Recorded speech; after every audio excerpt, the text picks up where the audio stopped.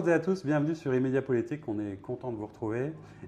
Pour ce lancement, on avait souhaité mettre en place un dispositif exceptionnel et j'avais choisi de mettre en avant et de raconter l'histoire de ces femmes politiques qui s'engagent dans leur territoire parce que la parité est un vrai sujet et puis parce que sur ces dernières municipales, il y a eu davantage de femmes élues à des postes importants et c'est quelque chose qui fait du bien à la démocratie. Alors j'ai choisi ces femmes en fonction à la fois de leur commune, mais aussi de leur appartenance politique, parce que je souhaitais que le panel complet de toutes les partis soit représenté. Et c'est pour ça que je suis très heureux de vous accueillir, Clotilde Pouzergue.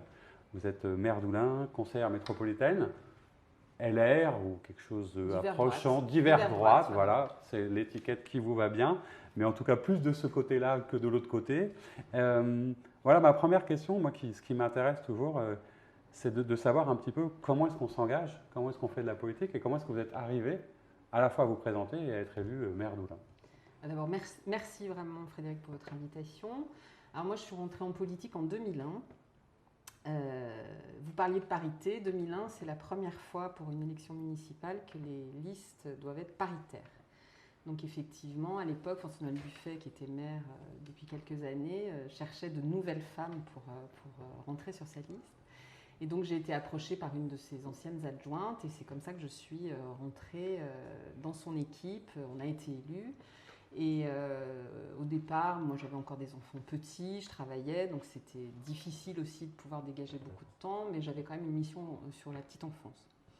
Après, en 2008, je suis repartie parce qu'une fois qu'on y a pris goût, qu'on y a pris goût, qu'on a le sentiment d'être utile, et puis qu'on s'attache aussi à l'équipe et à l'action. Donc je suis repartie en 2008, où là j'ai eu la chance d'avoir un poste d'adjointe à la culture et à la jeunesse. C'est un poste qui m'a absolument passionnée. J'ai eu la chance de faire plein de choses, notamment l'ouverture de la médiathèque dont on va fêter les 10 ans le mois prochain.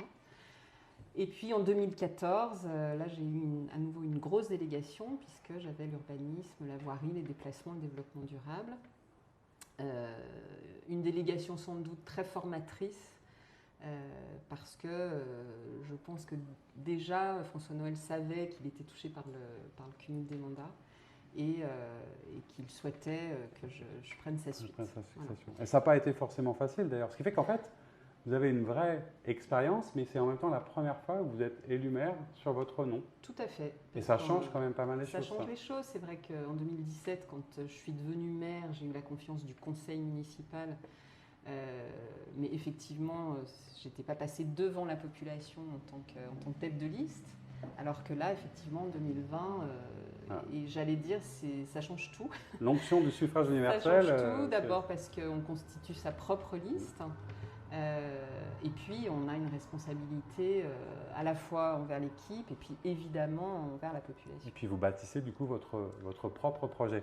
Alors, pour ceux qui ne connaîtraient pas Oulin, puisqu'on est regardé partout en France, comment vous décririez votre commune, votre collectivité? Qu'est-ce qu'elle a comme caractéristiques, comme spécificité? Qu'est-ce qui la rend si attachante à vos yeux? Alors Oulin, c'est une ville de l'agglomération lyonnaise, de ce qu'on appelle la première couronne de la métropole de Lyon. C'est une commune qui compte à presque 27 000 habitants, qui est une commune très dense parce que c'est un petit territoire. Et pour autant, c'est une commune qui est effectivement très attachante parce qu'elle a gardé son esprit, pas de village parce que c'est un peu caricatural, un gros village, mais un gros village avec notamment une vie commerçante extrêmement forte. Et en même temps des vies de quartier aussi qui sont assez caractéristiques. Il y a beaucoup d'espaces verts sur Oulin. On a la chance d'avoir 4 grands parcs. On a la chance d'avoir 2 cours d'eau, puisqu'on a l'Iseron, qui est une rivière qui parfois fait des siennes. Et puis on longe le Rhône. Donc ça, c'est des caractéristiques, en tout cas géographiques, qui sont intéressantes. Et on a depuis maintenant plus de 7 ans, donc depuis 2013, le métro qui est arrivé à Oulin et qui petit à petit fait aussi que la population change parce que notamment pour des jeunes Lyonnais qui cherchent à s'installer plus durablement, ils se tournent vers Oulin du fait de ce métro. Et je pense que l'image de la ville qui il y a encore 20 ans était une image de ville de banlieue, de ville très ouvrière, même si ce n'est pas péjoratif dans mes propos. Pour autant, je crois que la ville aujourd'hui a vraiment changé d'image, avec une ville dynamique et pour autant très verte et où on a énormément de services également. Alors je suppose que du coup, dans le projet que vous avez présenté aux habitants, il y a un certain nombre, j'allais dire, de grandes lignes, il y a une vision. Qu'est-ce que vous voulez faire de votre commune pendant les 6 années qui arrivent? Où est-ce que vous voulez l'emmener et par quoi vous voulez commencer quelque part? Je crois que le leitmotiv, en tout cas, de ce qui a été notre projet, c'était de dire on veut que la ville continue à se développer, parce qu'une ville qui ne se développe pas, c'est une ville à terme qui meurt, tout en gardant sa personnalité. Parce que ce que je vous décrivais jusqu'à présent, je pense que les gens ils sont vraiment particulièrement attachés. On n'a pas envie de devenir un arrondissement de Lyon, parce que on voit que dans certains arrondissements, il y a la personnalisation est moins forte, alors qu'à Oullins, on a vraiment envie de garder ces vies de quartier et puis surtout ce côté agréable du fait qu'on est assez vite dans les espaces verts. Il y a une vraie vie à l'intérieur de la ville et ça, on veut vraiment continuer à le garder. Alors qu'est-ce que vous avez eu parce que souvent on se dit dans les premiers jours, il faut parfois donner des signes, parfois c'est fait maladroitement dans certaines communes, mais est-ce que vous avez eu une décision qui a été un peu symbolique d'une part? Et puis je sais qu'il y a, parce que quand on est maire, on bâtit aussi, on se projette, il y a un sujet qui est très important dans votre commune qui vous tient à cœur, c'est un quartier en particulier, La Saulée, dont vous voulez parler, mais est-ce qu'il y a une petite mesure symbolique? Et puis à côté, comment vous vous projetez dans ce fameux, c'est un nouveau quartier quelque part un peu que vous vouliez imaginer dans votre vie? Alors il y a eu 2 choses symboliques. Une première, c'est effectivement le démarrage d'une école, de la reconstruction d'une école. Bon, même si ça avait été décidé sous le mandat précédent, ça a été fait tout début juillet, donc ça a vraiment marqué le début du mandat. Et ça montre aussi notre attachement à cette fonction régalienne qu'est l'école.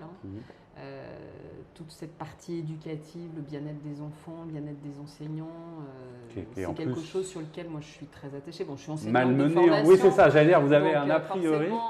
Et puis c'est pas facile, ni pour les enseignants, ni pour tout le monde, avec la période qu'on vit. Ça a été très compliqué, effectivement, avant l'été. Et c'est pas forcément simple, même si je trouve que les enseignants sont formidables.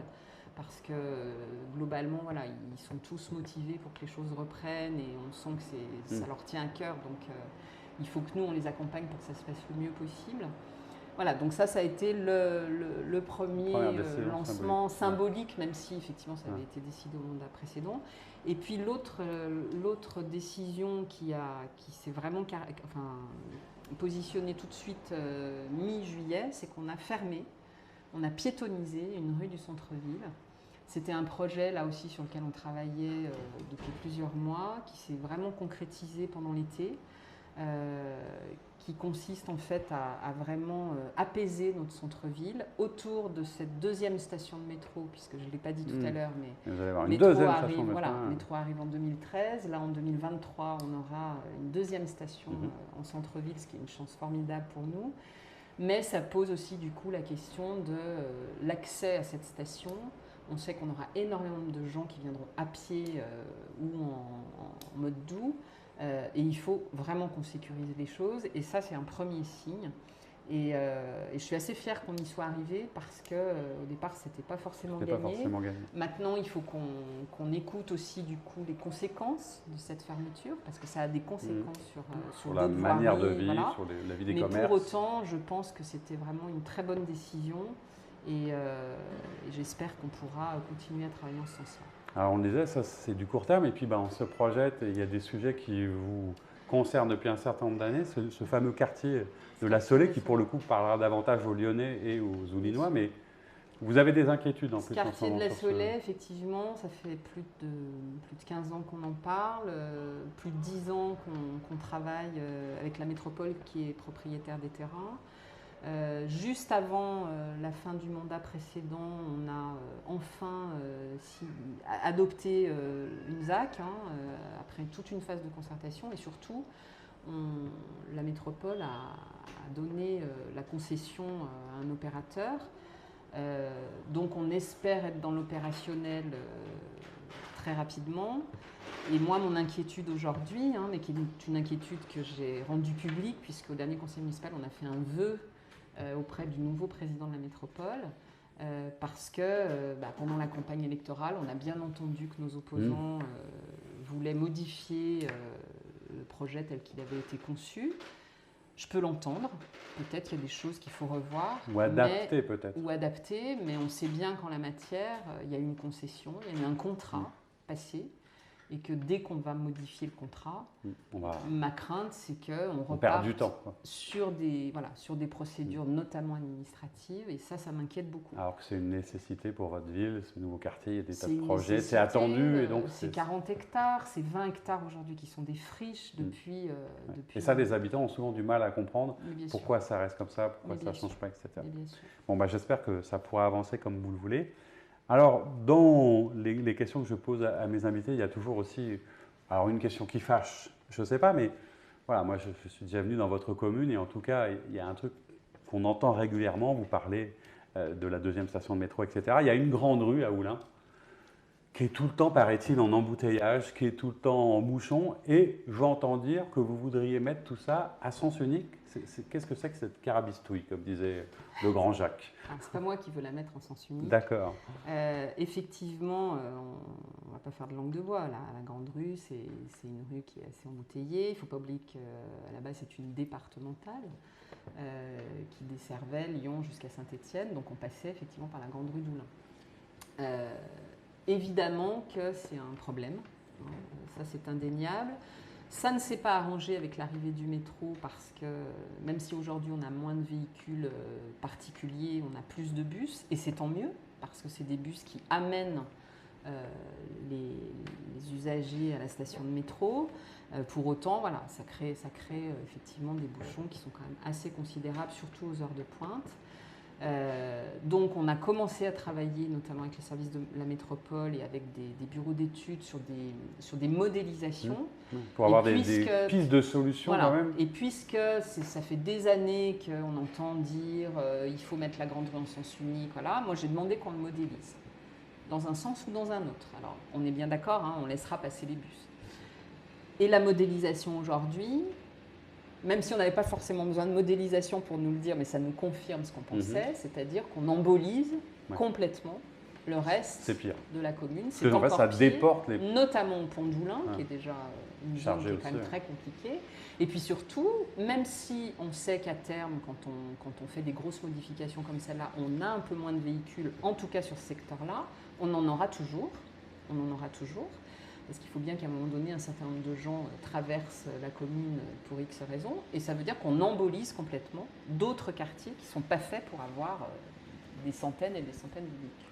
En tout cas, c'est des sujets complexes qui s'inscrivent dans le temps. Et donc, j'espère qu'on aura l'occasion de les suivre et d'en reparler régulièrement. Mais c'est des sujets passionnants pour autant. Ils peuvent fâcher, mais ils sont passionnants. S'ils sont nécessaires, en plus qu'ils font partie de la vie et du quotidien des gens. Donc, on viendra le voir, on reviendra chez vous avec Immédiat Politique. Alors peut-être un petit mot de conclusion, puisque vous étiez une des invités donc, de Immédiat Politique, qui est un nouveau média, qui est une plateforme dédiée aux élus et au territoire. Est-ce que vous avez un petit mot d'encouragement, de soutien, si possible, Mais qu'est-ce que vous pensez de cette initiative au moment où, plus sérieusement, il y a souvent des enjeux complexes, j'allais dire, entre les médias, les politiques, la presse, et même si... Voilà. Qu'est-ce que vous pensez de cette initiative et qu'est-ce qu'elle Alors évidemment, je pense que de manière générale, tout politique confondu, mais tout habitant concerné par ces sujets ne peuvent que se réjouir d'avoir un nouveau média, d'autant qu'on voit que certains s'arrêtent. Voilà. Après, sur la forme de votre nouveau média, ce que je trouve très intéressant, c'est qu'on peut avoir un peu plus de temps de parole que quand on va sur des plateaux où on a de la contradiction ou des journalistes qui ne laissent pas parler. Donc ça, il ne faudra pas modifier votre façon de faire. C'est l'esprit, c'est très important. Voilà, je pense que d'avoir des moments ouverts comme celui-là où on peut expliquer des projets et ce qui nous tient à cœur, voilà, c'est plutôt bien. Donc moi, je vous souhaite vraiment bonne chance, bon courage. On sera là pour relayer les choses en tout cas. Eh ben, c'est très gentil. Merci beaucoup d'être venu tester un peu le format. Vous l'avez compris, effectivement, Immédiat Politique, c'est destiné à valoriser les élus, les territoires, à mieux connaître les élus et les territoires, parce que moi, je crois sincèrement, c'est qu'il faut faire rimer aujourd'hui la politique avec à la fois la pédagogie, à la fois le positif, parce qu'il y a tellement de choses positives qui se passent dans les communes. Voilà, c'est dans cet esprit qu'on vous a reçu. Merci encore d'avoir été présent et on vous donne rendez-vous à très vite sur le site internet et la page Facebook de Immédiat Politique. Merci.